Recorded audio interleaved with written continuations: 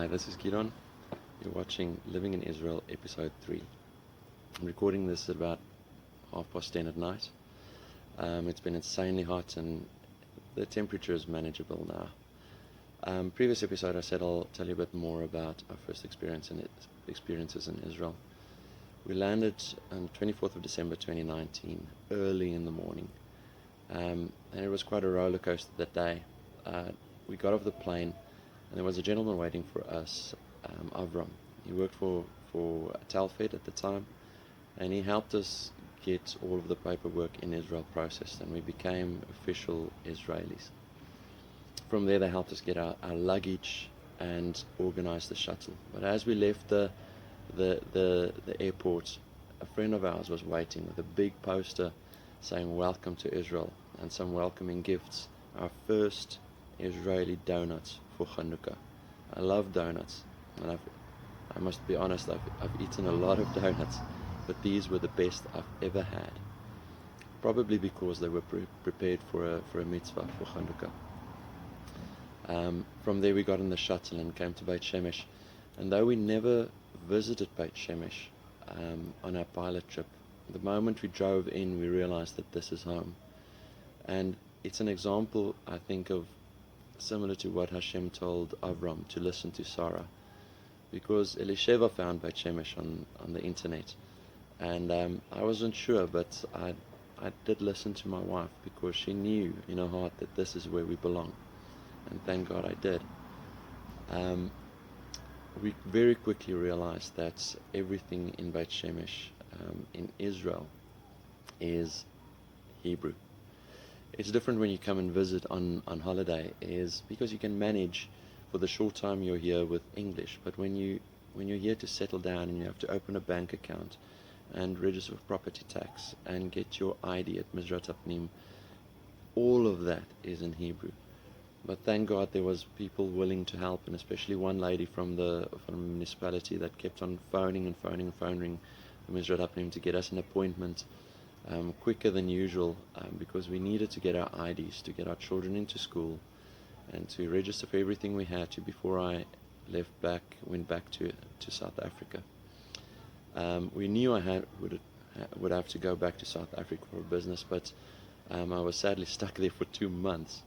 And in that time, my wife and children, I'm so proud of them. They did amazing here. They didn't just survive without me, they flourished. We basically got here with 16 suitcases and a couple of crates, and it contained a couple of things for the kitchen, our clothes, the kids' Lego, and 2 inflatable mattresses. The only furniture in the apartment was a table and 4 chairs that was on loan to us from friends, and we effectively camped in the apartment for about 4 months until our lift came. And it definitely wasn't easy, but being here and just being where we know in our hearts that we belong, it was worth going through that struggle. We were very grateful when the lift arrived there, and I'll at a later stage tell you a bit more about the miracle for the container arriving. I don't want to just speak about our experiences. On this vlog I would also always try and just share something that I've learned from the Torah portion. Last week's portion was Balak, where we see that the king Balak rented or hired Bilam to curse Israel. But every time he tried to curse it, Hashem blessed Israel. And there was amazing things that he said, like, how can I curse that which Hashem has not cursed? How beautiful are your tents, O Jacob, and in Jacob in whom there is no wrong.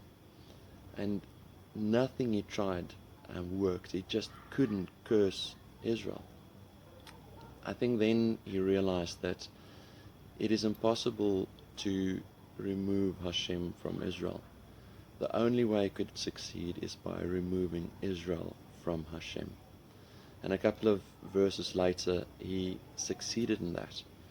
He gave advice to bring in Midianite girls, and they seduced the men into immorality and idolatry, and thousands of men died.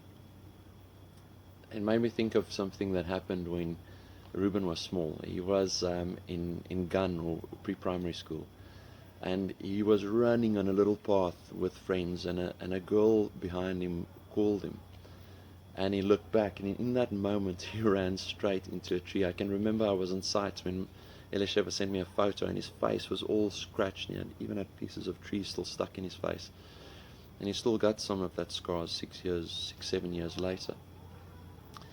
And it made me realize that the only way that Bilam's plan succeeded is if when he made the Jewish people look away from their path. As long as we keep our eyes fixed on our path, on the Torah, on Hashem, then his plan would never succeed. It's only when we look away from the Torah and look away from the path that Hashem has set there for us that we fail. And sadly, we've seen that in our history so many times, that we leave the Torah and we look away, and then nations come and oppress us, and then Hashem would send a judge to liberate us time and time again. And it is my desire that we realize that we have to stay true to Hashem and His Torah, and then we'll be safe, and then we'll be close to Him. And please God, that is my wish for us all, and that we'll keep our eyes fixed on Hashem and fixed on His Torah. And next week, please God, I'll post a bit more about our experience here.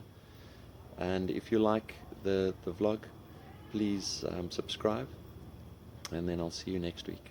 Have a wonderful week.